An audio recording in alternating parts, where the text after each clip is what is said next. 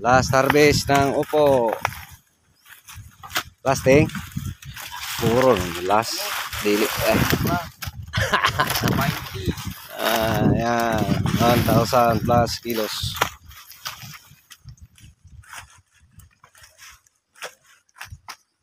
Pabugatay mo.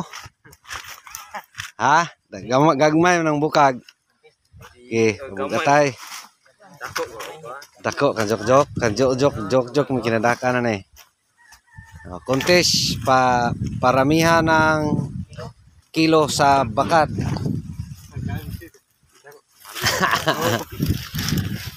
Minimum niyan 100 plus. So yung plus depende na. No? So last harvest ng upo. Thank you Lord. So dito sa upo, patay na. Yan, last harvest. Thank you Lord. So again, paano tayo nakasurvive? Paano nakasurvive yung upo natin? Tubig. No? So ginawa natin, dalawa na yung water meter dito. Tapos again, dilig. Mix. Ano lang dito yung abono natin guys? Urea. Konti. Every tab. Ano lang, 5 kilos. Tapos triple 14. So yan yung paing na sila dong ha, napay katong palya sa kajani mabasig malimtan, no? So tapos harvest today. Ganito kasi si upo, every day or every other day mag-harvest. So yung harvest natin may i-harvest pa. Last harvest na ba? Again, hindi pa. Marami pa yan. Marami pang bunga. Yan, malaki na. No? So dito, less gastos. Ito yung tanim. Kaya pala, magmura. Grabe yung hangin guys. Magmura tong upo. Tsak-pat ang yung pagpresyo. Kasi grabe talaga magbunga. No? Marami pa tong bunga. Pag ma-harvest natin to lahat, kaya ng 1,500 to 2,000 kilos itong andito pa kung mapadala natin yan lahat, no? Kasi marami pa. Ayan dito sa upo, wow, pag may tubig mabubuhay, no? Tapos doon dumadapa na. Tapos ito na yung mukha sa matandang upo. No? So itinanim last December. Ngayon ay March 30. So 3 months old. Upo. So dito sa upo, pag may ito yung nakikita ko, no? If you are new to upo farming dito sa Battle Gourd, ito yung nakikita ko, grabe talaga siya. Maski matanda, kaya niya magbunga. Maski pangit yung mukha. Of course, titingnan niya, marapit na nasara. Yan, dumadapa na. Kasi yung mabigat, napakabigat. So dito is yung basta mapatubigan lang, mas mapahaba pa yung buhay. Lalo pag mapruningan pa natin to. No? So only, di kaya sa oras talaga. Sa atin is patubig lang, tapos pruning. Ngayon yung yan, sobra kalaki. Yan yung management dito sa upo. Patubig, pruning. Spray minsan. No? Minsan lang tayo nag-spray nito. Dito. Tumadapa. Ano? Nahulog na nga yung sa lupa. Yung upo. Kasi mahangin. Grabe yung hangin. Tapos mabigat. Dito. Sumasayad sa lupa. Yung building. No? So again, marami pa. Kasi may nagtanong, buhay pa ba yung upo natin? No? Kaya update tayo. Ito, buhay na buhay pa. Di lang tayo nag-update. Di na kaya sa oras. No? Tapos dito sa baba, ano lang to guys, 600 ka puno. So ilang kilo nang nakuha natin dito? Siguro nakakuha na tayo ng lampas 20 kilos per puno. No? Kasi average natin, 2,000 to 2,500 kilos in a week. So ilang weeks na?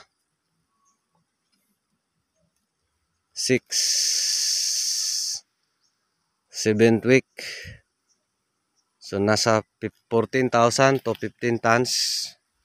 To 14,000 to 15,000 kilos na yung nakuha natin dito. No? Sa 600 lang kapuno. So ganito pala si Opo. Ganun siya makabigay ng bunga. Again, dito provided matubigan. Sa atin, ano ba natin to pinapatubigan? No? So the best yung results guys, nakikita natin pag 2 times. Ito mga pangit na mga bunga. Pag 2 times tayo magpatubig in a week, no? Pag once a week lang, iba din. No? So tapos pag di natin once lang tayo magpatubig, hihina yung mga talbos. Pag mapatubigan natin twice, so arangkada yung talbos. Marami pa yung bunga. No? Tapos yung bunga, kasi ito yung best time sa kahit anong tanim, provided may enough kang patubig. Grabe talaga magbunga. No? So, yan yung mukha. Ando na ang truck ng ating Opo. No? So, yung iba, kasi dito is grabe ka apog. Iba lime yung lupa. Uhaw na uhaw. Ito yung mukha. O, dyan, itim na. Tingnan. Pero sa ilalim, may mga bunga pa yan. Lalapitan natin. May mga bunga ba talaga? No? Mayroon pa talaga. No? So again, thank you Lord.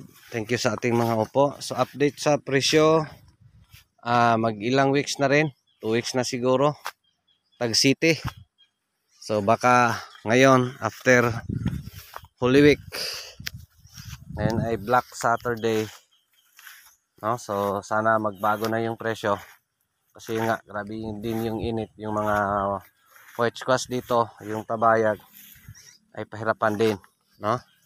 So ito kasi yung sparring ng tabayag, yung white squash dito sa area. Itong Opo. Kaya pala, ito yung realization natin. Kaya pala, pag marami yung production sa Opo, mumura. At mumura talaga yung white squash. Kasi dito sa Opo, grabe talaga yung makabunga. Grabe siya magbigay ng bunga. Gagamitin natin itong pangtutob. No? So again, maintenance, spray. Once a week, paits na. Dito sa Opo.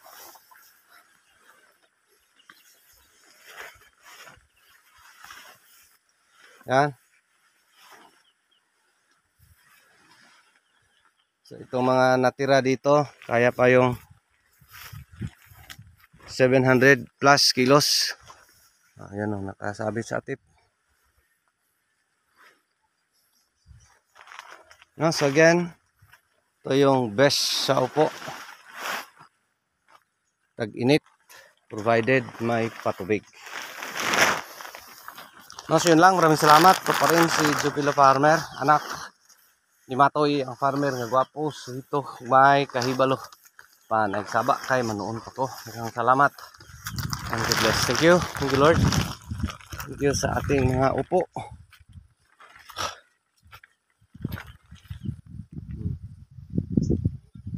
Grabe yung init guys. Saka hangin. No? So dito, pwede pa ma-extend yung buhay. Pruningan. Tapos arangkada yung talbos. Pruning. So yan yung paano mapahaba yung buhay sa Opo. Tapos tubig. God bless everyone. Thank you Lord. Kita natin yung nakuha nila.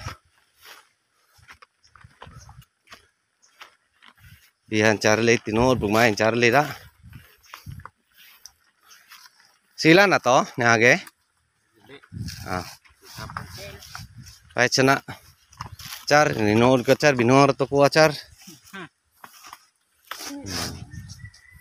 Yan. So may ano pa.